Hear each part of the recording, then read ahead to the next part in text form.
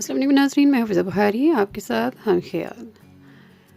ناظرین، وہ شخص تعلیم یافتہ تھا، وہ امن کا سفیر تھا، وہ انسان ہندو اور مسلمانوں کے درمیان ایک پل تھا۔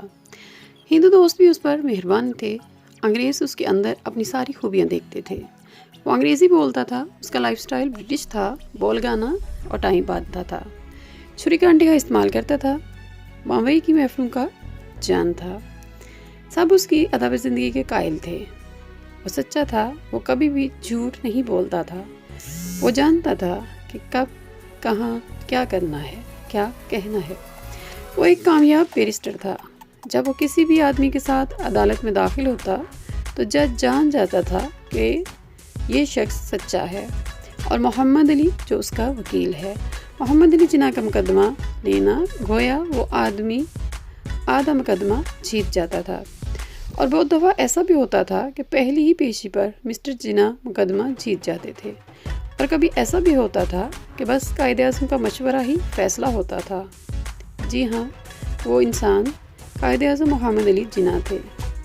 قائد اعظم محمد علی جناح کے پاس کچھ پریشان حال مسلمان آئے۔ انہوں نے بتایا کہ ہم نے زمین خریدی ہے مسجد بنانے کے لیے، اس سے اوپر کا حصہ ہندوؤں نے خرید لیا ہے۔ وہ اعلان کرتے ہیں کہ ہم مسجد کے اوپر مندر بنائیں گے۔ قائد اعظم نے کچھ سوچا اور بولے، تم لوگ ایسے کرو، جتنے گز اوپر تک کا حصہ تمہارا ہے اس میں سے 2 گز اوپر سے چھوڑ دو، وہ مندر کیسے بنائیں گے؟ وہ واقعی محمد علی جناح تھے۔